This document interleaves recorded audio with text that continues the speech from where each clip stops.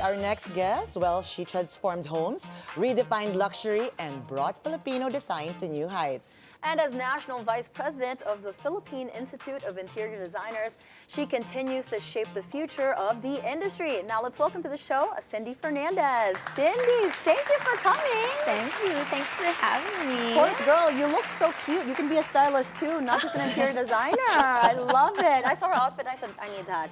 But take us back. Walk us through memory lane.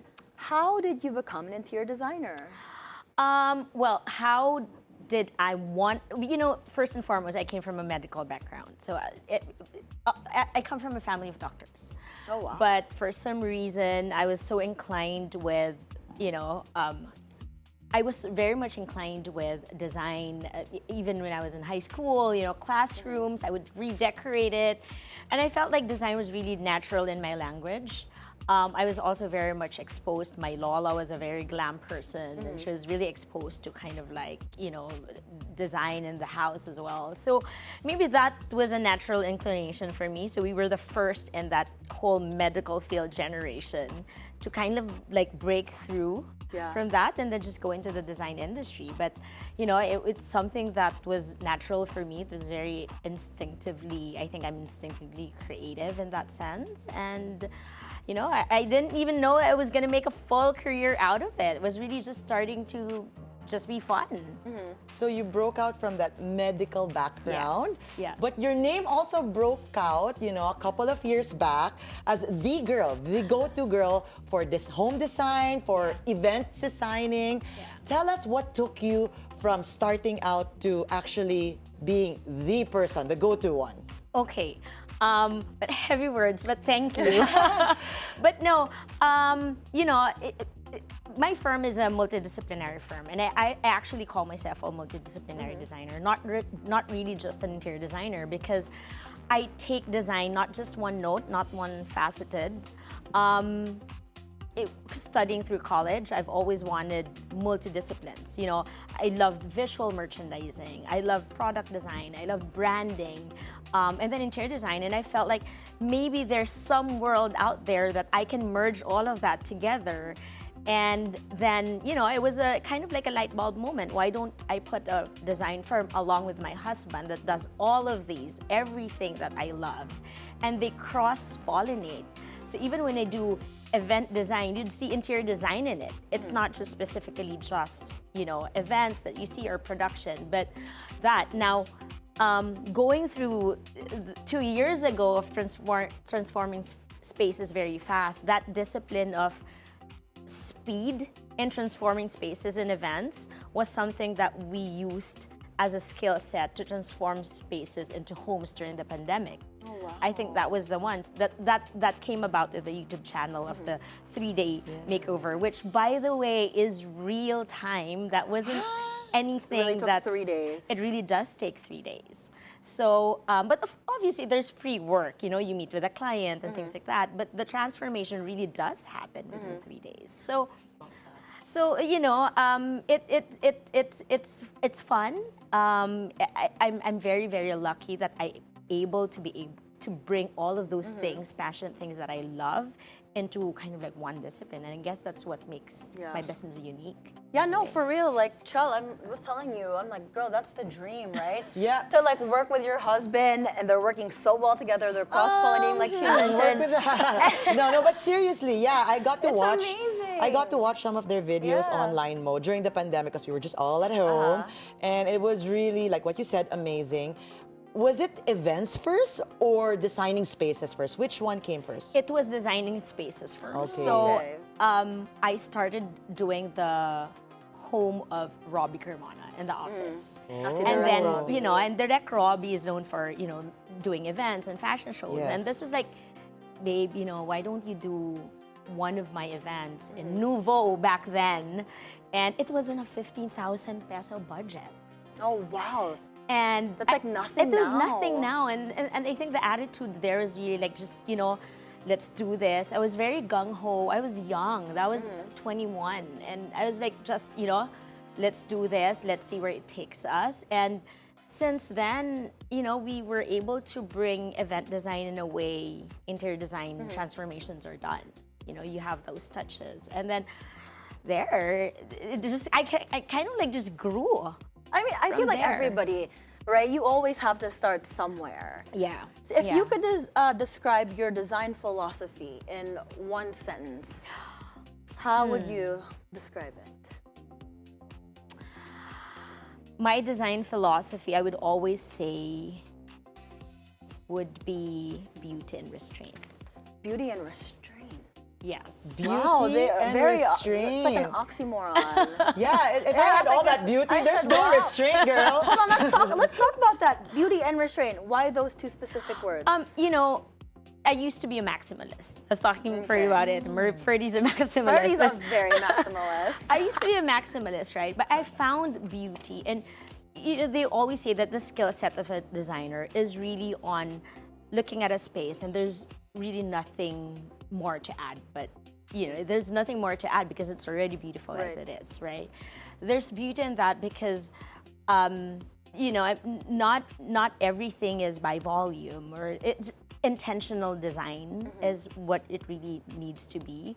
The choosing of fabrics, the adding of a decor on a table needs to be fully intentional. And I think there's some sort of restrained discipline in that.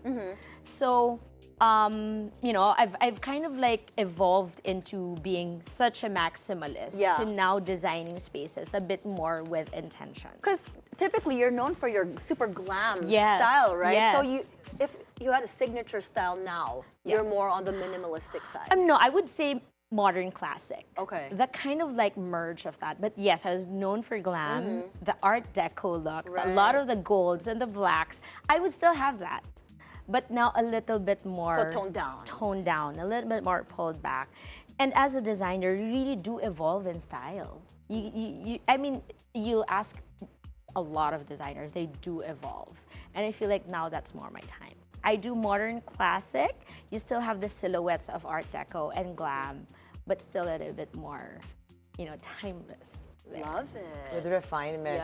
Yeah. Okay, Mo, I'm seeing Cindy's polka dots, and it's reminding me of the new year, 2026. So I guess I just want to play a little game with Mo, you and me. Wow, game things with for me? next year.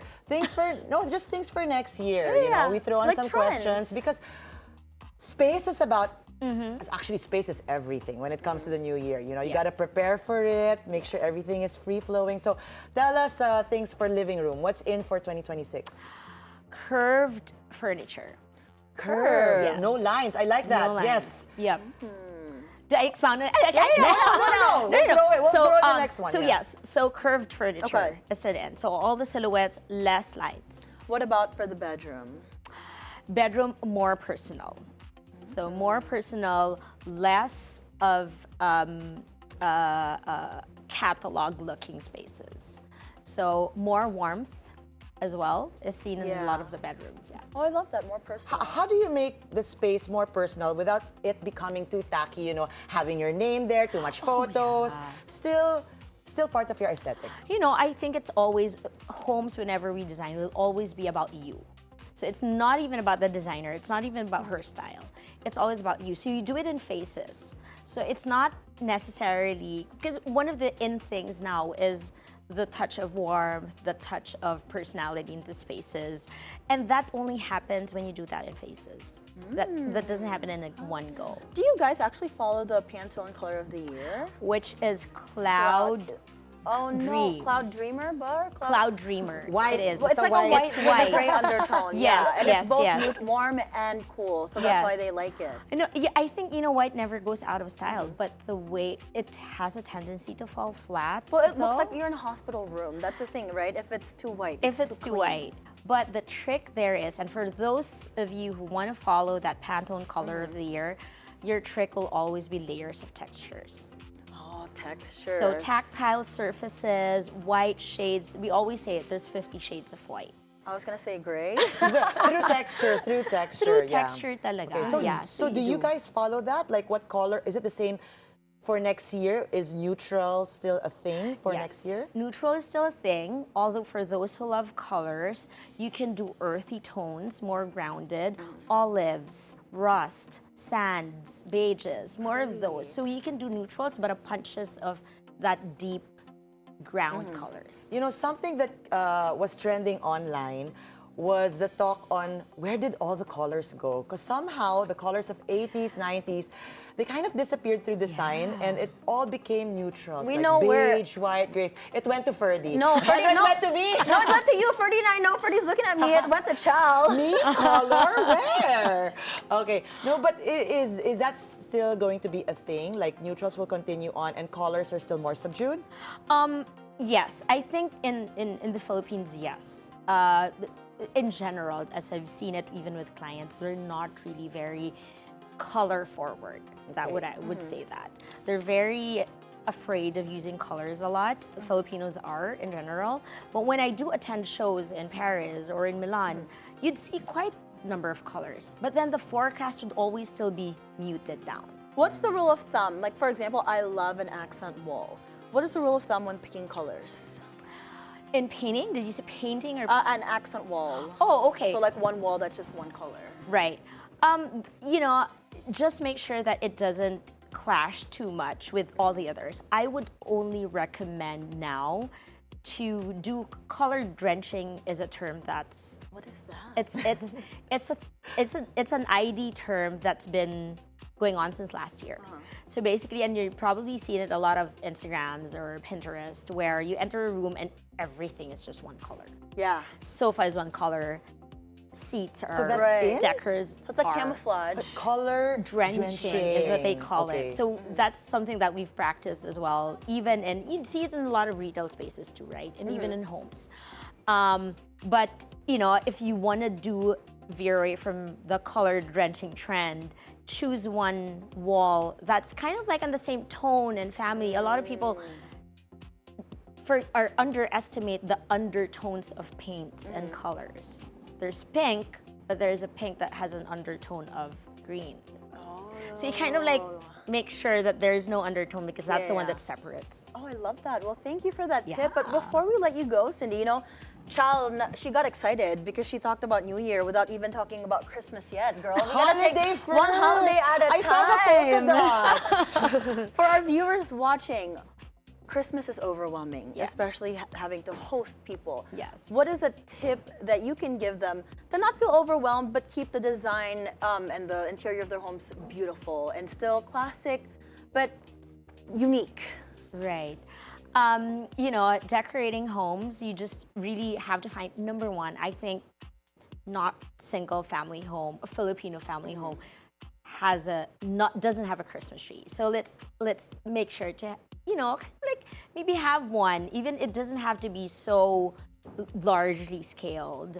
I think that's the one that brings the family together too. But just use a lot of Christmas lights as well. What's trending in a lot of the homes that I see is just one tree with a lot of lights and a bow. Like any color? You know, traditional Christmas trees would be nice. like Traditional green Christmas and- trees like pink, yellow, See, all red. the color went to Chal. Ferdy and I like the white lights. No, but seriously, that's a great reminder. The tree is really, you know, quite. Kind of like the center. It's a must. Yeah, it's a must. in the center for a home. And just so you know why I agree with this, because when I got married, I was 23, 24 years old, and we just moved out of our homes, my husband and I. Our tree was a felt paper. We literally just cut up a tree, stuck it on the window because we had no time, Yeah. and things were busy. So yeah, great reminder with that. Yes. But Yeah. Oh yeah, so go ahead, Cyndi. No. And then there's this ongoing trend of just one bow, and there's really not much, which goes for those who are, you know, kind of like also in budgets, you know. Yeah. You can go classy and trendy as well now these days with Christmas trees. Love it. All Noted. right. So Christmas lights and bows. Yes. A bow. Thank you Thank you so much, Cyndi. Yes. We Maybe love you could having invite you. them and quickly check out your space and how to, if they need you, if we can afford you already, just give a quick greeting to everyone as well. Okay, so hi everyone. We are in socials, Moss Design House. I think we're on Instagram and on Facebook as well, I think. All right, thank you so much, Cyndi, for joining us. Once again, interior designer Cyndi Fernandez-Beltran.